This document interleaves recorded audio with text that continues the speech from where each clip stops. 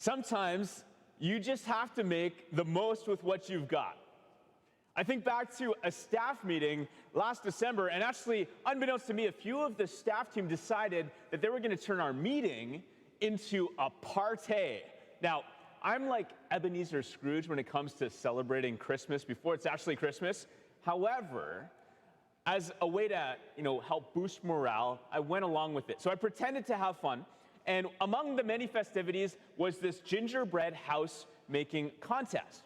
And so there we were, making these gingerbread houses. We'd each been given a kit, and in that kit, we were told, okay, here you've got your gingerbread, you've got your candy, you've got your sugar, which basically icing sugar like glue, and make the most with what you've got. You've got 15 minutes, go. And so there were 4 different teams. We went for it, and at the end, there was this very rigorous adjudication. And so the first team came back and had made this picture perfect, exactly what was on the box, this image of that same gingerbread house. The second team had created St. Benedict Church to scale, complete with the bell tower out front. The third team had decided to make St. Benedict Parish, but really emphasizing this radical hospitality. So there were snowmen out front welcoming people as they were coming in to Mass. But my team, we wanted to make the St. Benedict of the future. And so yes, we had created this beautiful sacred space, and there were amazing, warm, loving people, and there was a 2-story parking garage. Now, if you're not from here, we have a bit of a parking situation, but unfortunately, my team did not win. There was a bit of a problem with the engineering, and so the whole thing caved in on itself, and sadly, as a result, several gingerbread families died very tragically. Now, I share this story because I want to illustrate the point. Sometimes you have to make the most of what has been given to you. But in life, we don't always make the most of what has been given to us. And maybe for parents, you can relate to this. You see in your children this great capacity, so much potential, whether when it comes to academics or sports or music, and you want to encourage them, but just because they happen to have some potential with school doesn't necessarily mean that they're going to go off to the Ivy Leagues. Or just because they play at Little League doesn't necessarily mean that they're going to be playing pro sports one day. Or just because they're playing a musical instrument as a kid doesn't mean that they're going to become a recording artist. There's so much that they have to build on to make the most of what they've been given.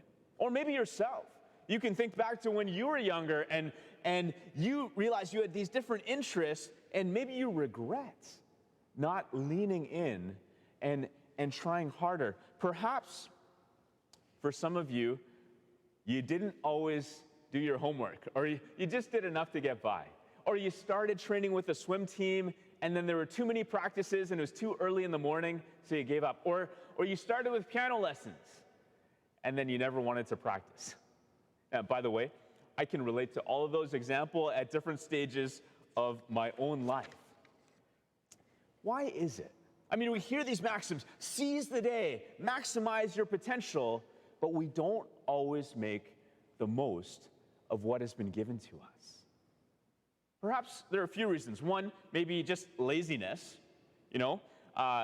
We think, this is way harder than I first expected it would be.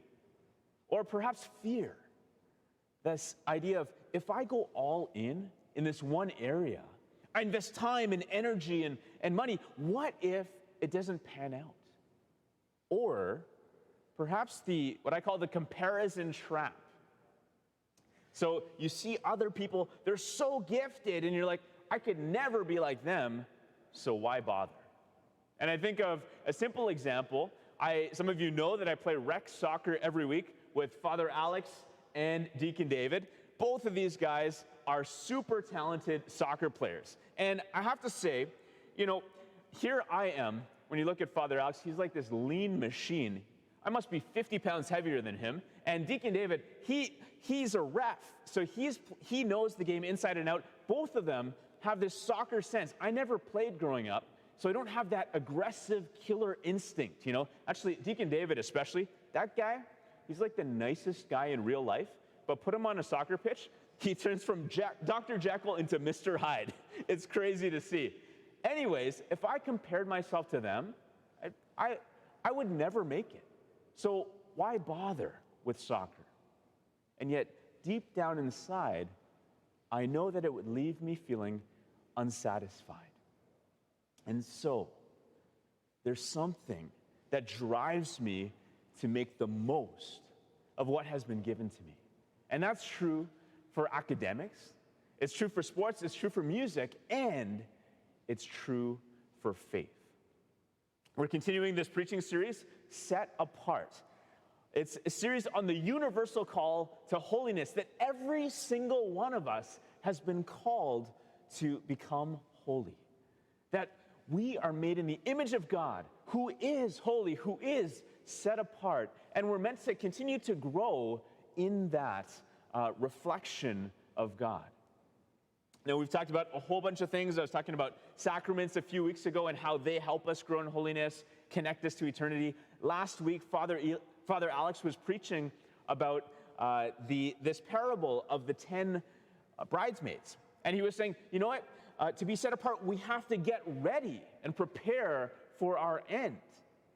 Now, this week, I want to build on that and talk about what we can do in the preparation, in that time of waiting for our end, how we can prepare. And specifically, it has to do with making the most of what has been given to us. In a word, stewardship. And I want to propose that stewardship sets us apart. Now today, the gospel is the parable of the talents. And there's this master, he's got 3 slaves, and he calls them in, he's about to go on a journey, and he gives one 5, one 2 talents, and one a single talent. He goes away, he returns, and he makes an accounting. Now, one thing to note, when we talk about talents today in English refer to abilities or skills or whatever. Well, in those days, a talent simply meant a measure of weight or a unit of money. And to translate to our modern currency, one talent would be equivalent to about $1 million Canadian. So before you feel sorry for the guy who only got 1 talent, he had $1 million to work with. Okay, another little point to note right up from the beginning, it says Jesus is sharing this parable with his disciples. So it's not the big crowd, it's not everybody, it's those who have already made the decision to be set apart. They've started to follow him.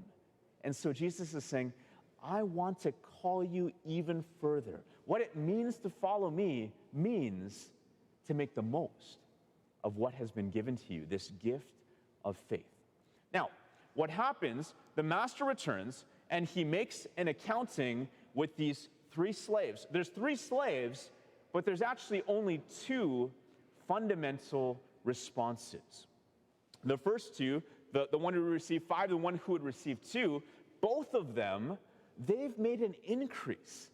They started with a different amount, they ended with a different amount, but they grew their investment by the same proportion, from 5 to 10, from 2 to 4.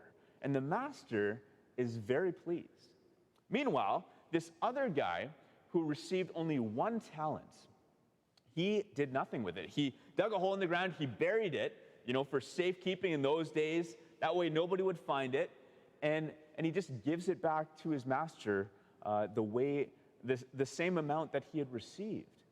And the master's very unpleased because he was expecting an increase. And I think back to the gingerbread house analogy. Imagine, so there's these different teams. Well, one of the teams says, we've been given this kit, this gingerbread kit. You know what? It's so pristine, it's so perfect. It must have been expensive. We're just gonna keep it the way that it is. We won't even open the box. And at the end of the contest, we'll just return it and say, well, you can use it next year at the staff party. staff meeting, right? The December staff meeting. But you missed the point. The point is not to save it. The point is to make the most with what has been given to you. And these two fundamental responses lead to two fundamental consequences. And let's look at what the master says to the first and the second slave, virtually the same thing. He says, "Well done, good and trustworthy slave.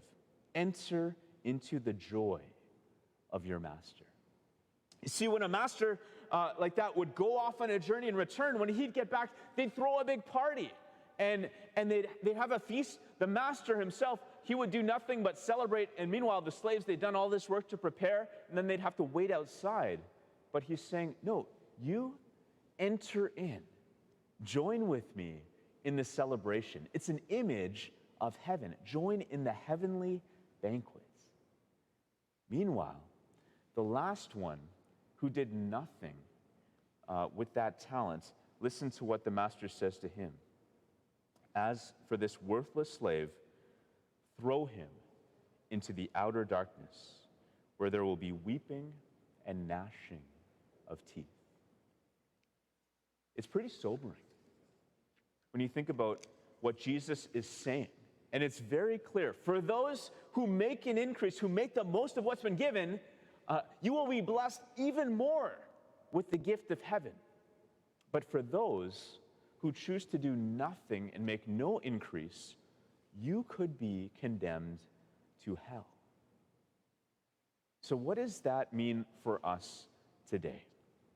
I think, to put it simply, make the most of what has been given to you. And even as I say that, there's one giant assumption that exists in that statement.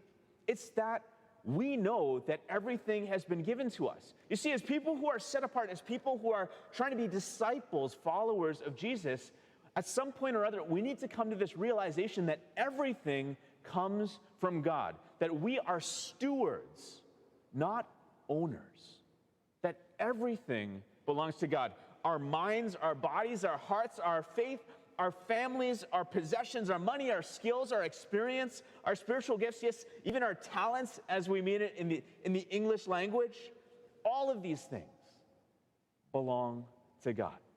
And I think some have boiled down all of this stuff into three main categories, these three T's: time, talent, and treasure.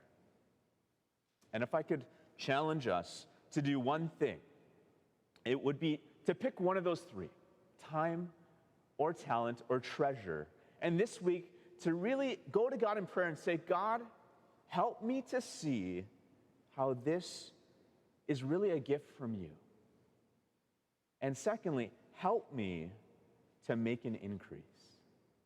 If it's time to say, is there anybody else who's busy like me? You feel like you have no time to stop and say, "God, all of this time belongs to you. How would you have me use it?" Or when it comes to our talents, and make no mistake, every single one of you have talents, have gifts, have abilities, to say, "God, all of these talents, they belong to you. How are you asking me to serve?" Or finally, our treasure. "God, my entire bank account belongs to you. How would you have me make use of it?" And we would love to help. We would love to help you grow in stewardship, to learn how to use your time, where to invest it, how to use your talents, and how to use your treasure well. And if you want, one simple place to go for all of those would be saintbenedict.ca/connect. And there's different ways that we would love to redirect you to help you grow in stewardship. The last 8 or 9 months have been very challenging.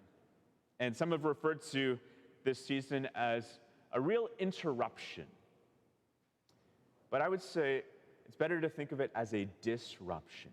It's not just that we're pausing what's happening, but there's a total change in in all that's going on, that we're going to look back on this time in 5 years and 10 years and 20 years from now. We're going to look back and it's going to become so clear the decisions that we made now and the consequences that followed. And I would invite us to become stewards. And I know that it's been very challenging. There's so much fear, there's so much disruption, there's so much uncertainty. And for some, in this time, you've been swept up in so many other things. You've invested less time in growing in your faith. And for others, maybe you even used to serve here at St. Benedict Parish. And because of this disruption, you've invested less time in serving. Or for some, you used to give very generously and you've stopped giving, or you've reduced the amount that you've been giving. And I just want to say this: there is no judgment whatsoever on my part, but it's a call for us to always think of how we can increase. And I think of other people who in this season have started to become good stewards. I think of a staff member. I was having a conversation recently with somebody who's just so hungry to grow in faith. And so I recommended a book, and it's going to take time to read that book, but that investment is going to be so worth it for this person. Or I think of Sandra, this lady, Sandra. She was never part of our parish, but when everything shut down, she started watching us online. And as soon as we reopened over the summer, she reached out and said, "How can I serve?" And she's been helping to sanitize and helping with confessions every week. I think of these two folks. One Sunday morning, I was in the chapel praying about an hour before Mass, and they both came in to serve, Nathan and Judy, and they were like, "Father, last week there was a bunch of people who were scheduled to come, and they didn't show up. So we are going to be here every single week if that's what it takes, because we don't want any balls to get dropped." I love that commitment. Nathan, actually, he became an altar boy. He's a big boy, but he became an altar boy during this pandemic. He had never done it before. Or I think of Kelly. A few weeks ago, she had come to help serve with confessions, and then afterwards, I noticed her go out to the parking lot, and she was sitting in her car for quite some time. And I asked her about it later, and she said, actually, I was scheduled to serve with confessions from 1 to 2 on Sunday afternoon, and I was supposed to be back from 3 to 4 to help set up for the next Mass. And so I had nowhere to go, so I just sat there waiting for the next opportunity to serve.